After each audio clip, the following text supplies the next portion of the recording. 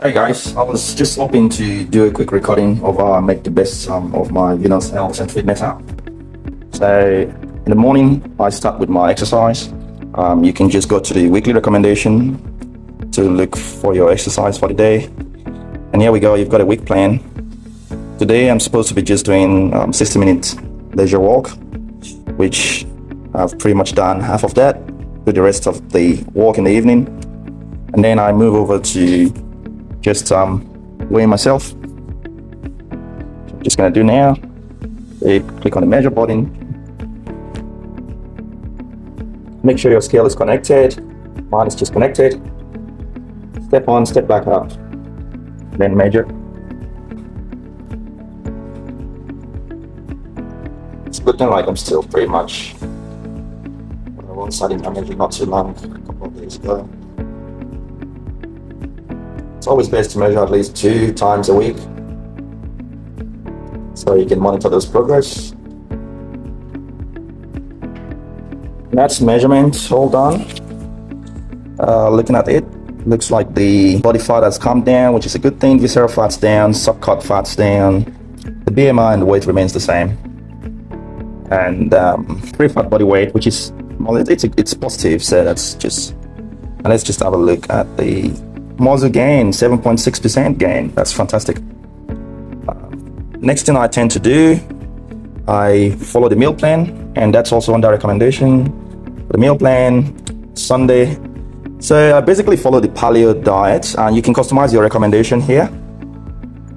So here you can choose whatever you want, whether it's omnivore, vegetarian, dairy-free, low carb, whatever. I tend to follow the paleo diet because it's got lots of nice recipes, and remember the recipes will change every week, and they're all linked up to your goal. My goal is to gain 10 kilograms of muscle in 6 months, and my exercise and my dietary recommendations are all linked to that goal.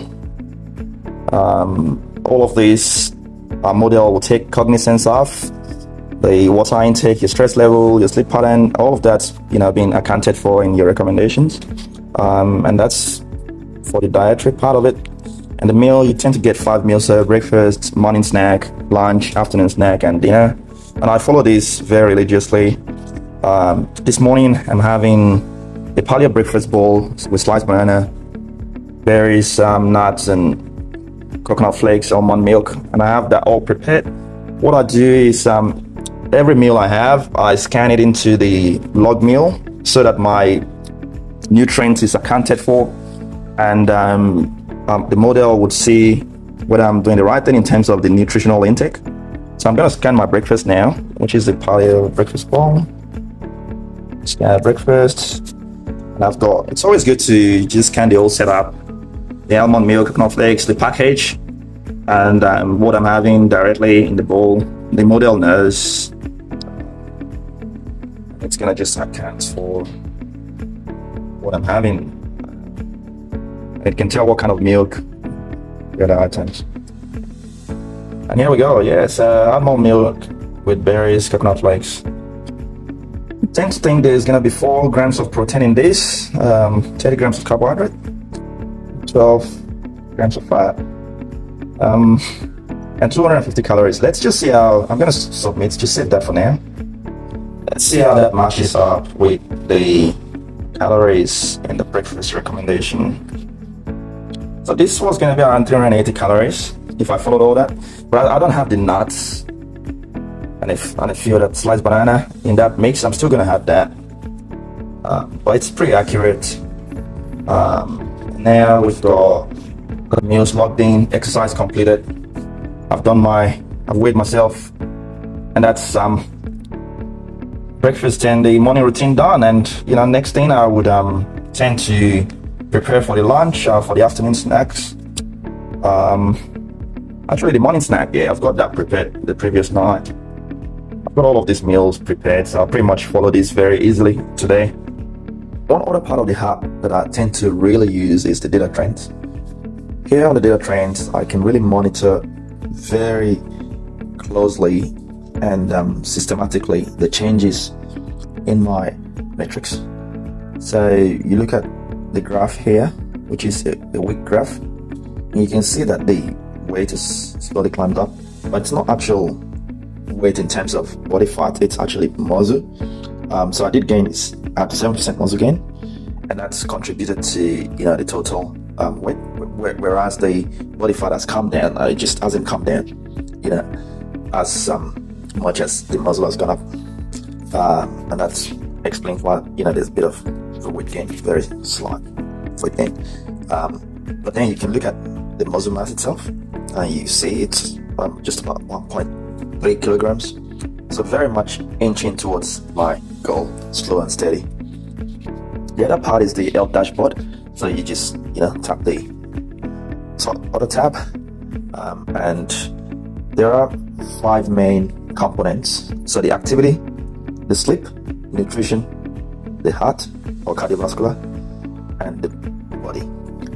So under the activity, we report on 4 select metrics, but the graph actually focuses on the step count. So there are 5 metrics altogether.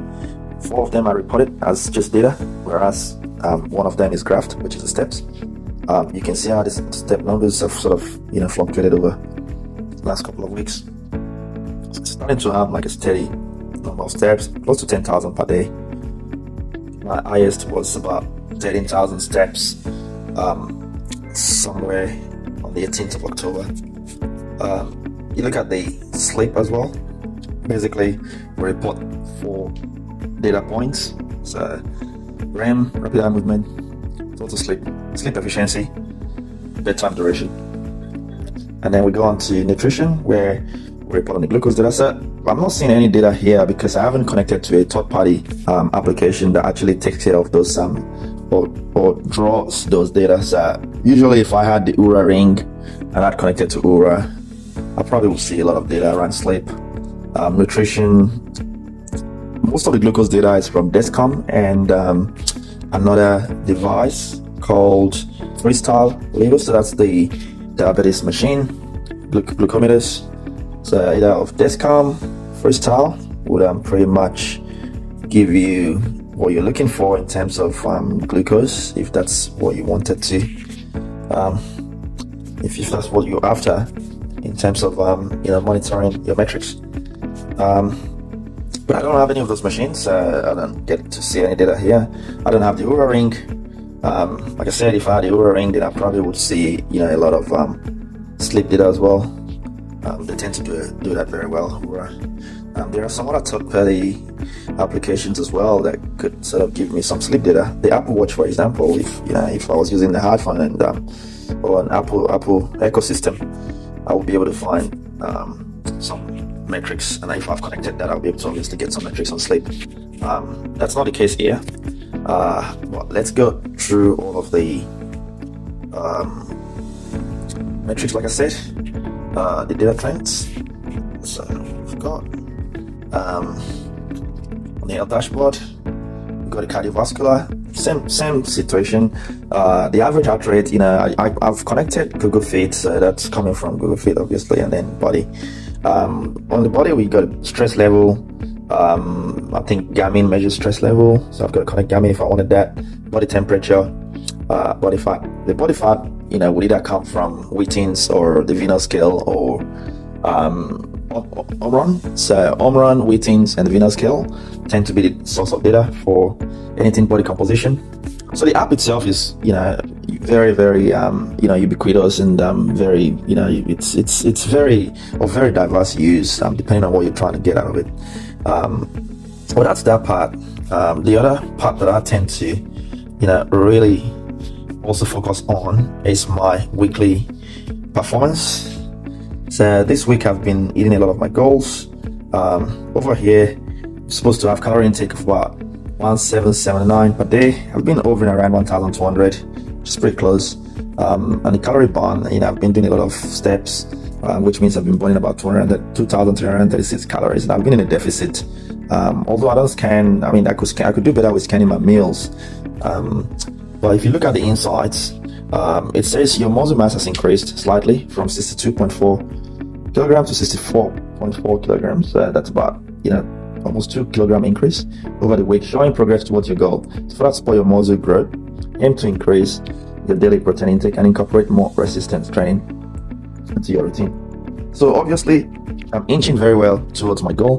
The app has been very useful, and I could even still dissect further and look at where those muscle gain has come from, what part of the body. Is it my arm, is it my legs? All of that I could see from here. All you need to do, you click more, you can look at that very closely. The muscle gain has actually been from my right leg and to some extent the left leg. So this has been where the increases is, and it's a very slight increase from the left arm and right arm as well. So because I'm right arm dominant, the muscle mass tends to be about 0.1 kilograms sort of higher on the right side. It's just natural. It's about 1.1 kilogram higher on the right leg, which is that's incredible. I tend to use my right dominance. Obviously, if you're left dominant, you probably would have the opposite of this sort of scenario. The one other thing that you can do is basically you can dialogue with a chat with the AI wellness assistant. So I've really learned a lot about myself through these conversations. It's pretty much told me that I've not been taking enough protein for my goal. So for me to meet my goal, I actually need to be taking about, so the calculation that it did says I'll be taking about 150 to 230, so 147 to 202 grams of protein per day. Yesterday I was able to eat 130 grams, which is the best I've done. Let's just check. All of that's saved in its memory.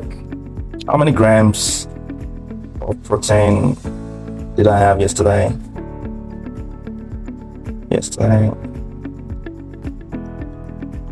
And was that my best day of the week?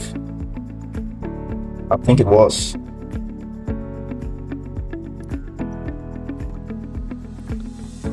So protein intake for the 19th of October was 90 grams. Yes, that's right.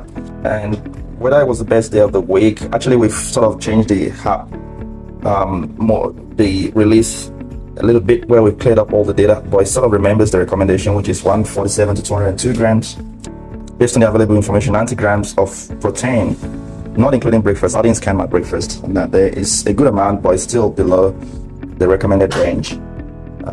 So remember, consistency is key for muscle gain. It's important to aim for your protein goal every day, not just on some days of the week, which is pretty much a very good I remember my meal for yesterday.